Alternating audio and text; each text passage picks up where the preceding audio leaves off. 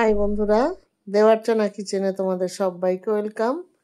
সবে গরম পড়েছে, আমিও তোমাদের জন্য সুন্দর একটা শুক্তো রেসিপি নিয়ে চলে এসেছি। দেখতে পাচ্ছ শুক্তোটা কত সুন্দর হয়েছে, খুব টেস্টি হয়।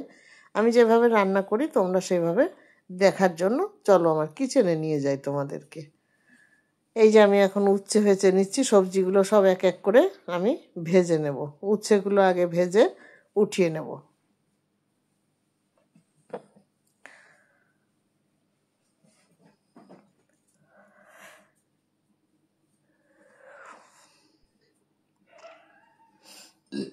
হয়ে গেছে ভাজা, এবার উচ্ছেটা উঠিয়ে নিলাম।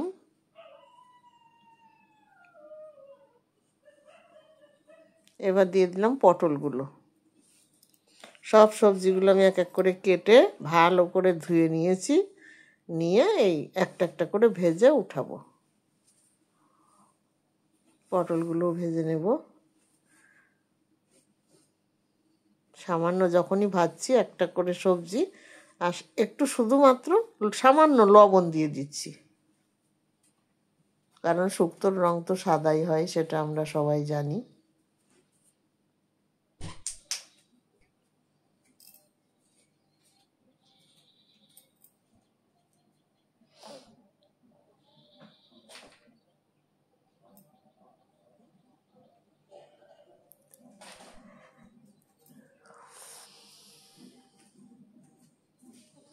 আমি প্রায় সময় লোহার কড়াইতে এখন রান্না করি, মাঝে মাঝেই লোহার কড়াইতে করি।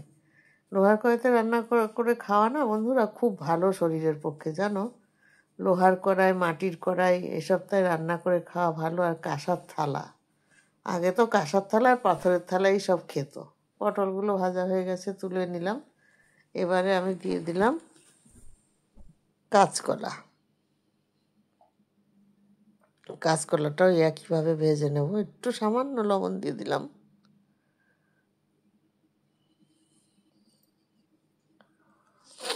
আর এই কাঁচকলাটাতে একটু হলুদ দিলাম, কেন বলো তো? কাঁচকলাটা কিন্তু কালো হয়ে যাওয়ার ভয় থাকে, ওই জন্য এইটাতে সামান্য একটু হলুদ লাগিয়ে দিলাম, যাতে কালো ভাবটা না দেখা যায়। দেখো রংটা কত সুন্দর এসে গেল। এটাও ভাজা হয়ে গেছে, তুলে নিলাম। আর কিছুতে আমি হলুদ লাগাবো না। এবার দিয়ে দিলাম মিষ্টি আলুগুলো। মিষ্টি আলুটাও ভেজে নেব। দেখো কত কম তেলে ভাজাগুলো হয়ে যাচ্ছে, যেহেতু লোহার কড়াই আমার অল্প তেলে ভাজা হয়ে যাচ্ছে সব।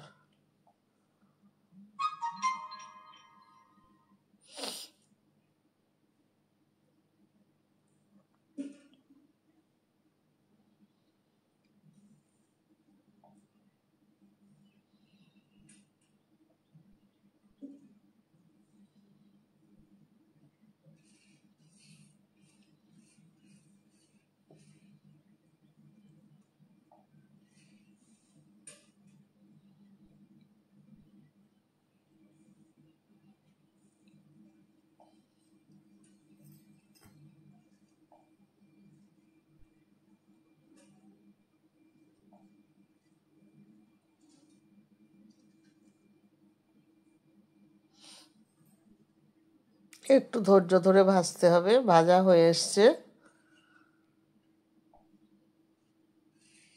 আমি আলুগুলোও তুলে নিচ্ছি। এবারে কি করব দেখো,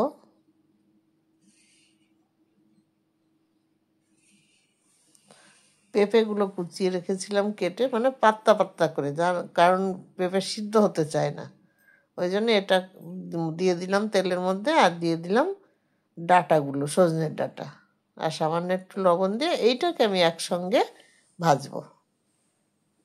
তেল কিন্তু আমি যা দিয়েছি একবার দেখেই নিয়েছো তোমরা, সেই এক তেলের মধ্যেই এতগুলো ভাজা হয়ে যাচ্ছে। অ্যালুমিনিয়ামের কড়াইতে হলে কিন্তু এইটা হতো না। এই জন্য আমি যতটা পারি চেষ্টা করি লোহার কড়াইতে রান্না করার।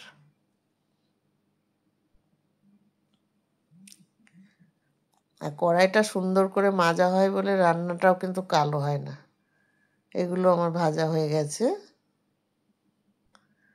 কড়াইয়ের তেলও শেষ, সব ভাজাও শেষ। এখন আমি দিয়ে দিয়েছি একটু তেল, দিয়ে এই বড়ি দিয়ে দিচ্ছি। দেখো বন্ধুরা, বড়ি কিন্তু আমার ঘরে বানানো, আমি আমি নিজের হাতে বানিয়েছি বড়ি, সেই বড়ি ভাজছি। বাজারের কেনা বড়ি আমার একদম ভালো লাগে না। আমি 1.5 কেজি ডালের বড়ি নিজে হাতে বানিয়েছি, পেঁপে দিয়ে বানিয়েছি বড়ি। চাল কুমড়ো আর কোথায় পাবো, ওই জন্য আমি পেঁপে দিয়ে বড়ি বানিয়েছি। কত সুন্দর রং হচ্ছে, পেঁপে দিয়ে বড়ি বানালে খুব সাদা হয় জানো তো। দেখো কি সুন্দর বড়ির কালারটা হচ্ছে।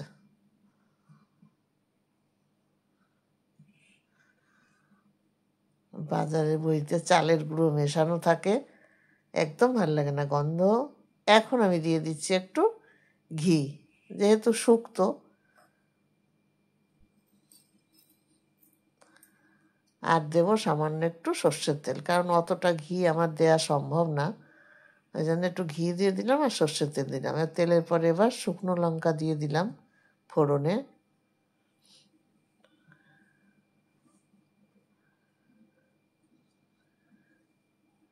এবার দিয়ে দিলাম 2টো তেজপাতা,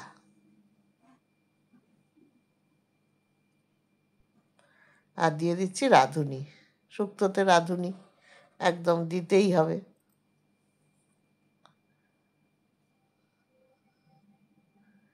দিয়ে ভালো করে এটাকে, ফোড়নটাকে একটু নাড়াচাড়া করে নিলাম।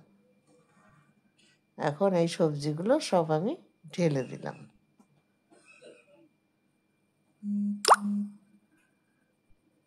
দিয়ে আবার এটাকে নাড়াচাড়া করব।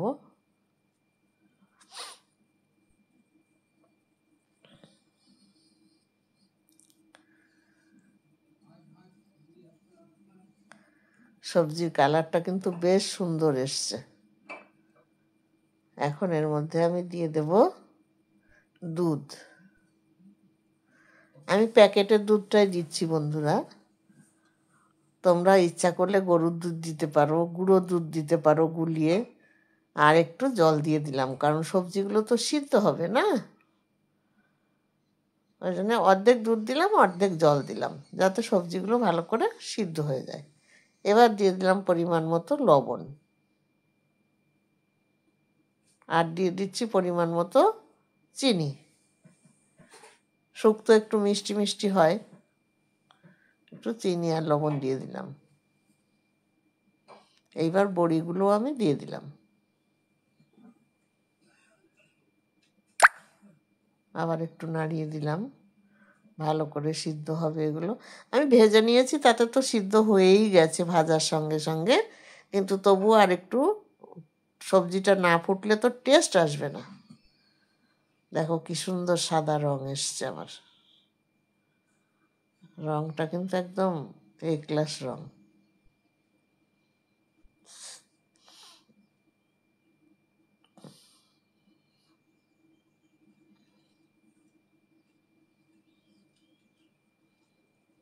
প্রায় হয়ে এসছে। এই এখন আমি উচ্ছেগুলো দিয়ে দিলাম, আগের থেকে দেইনি, তাহলে বেশি তিতো হয়ে যাওয়ার ভয় থাকে, ওই জন্য আমি এই নামানোর একটু আগে উচ্ছেগুলো দিয়ে দিলাম। উচ্ছেগুলো যদিও ভালো করে আমার ভাজা আছে, তিতো হবে না। আর শুক্তো একটু তিতো তিতো না হলে তো তাহলে আর শুক্তো খাওয়া হলো কি বলো।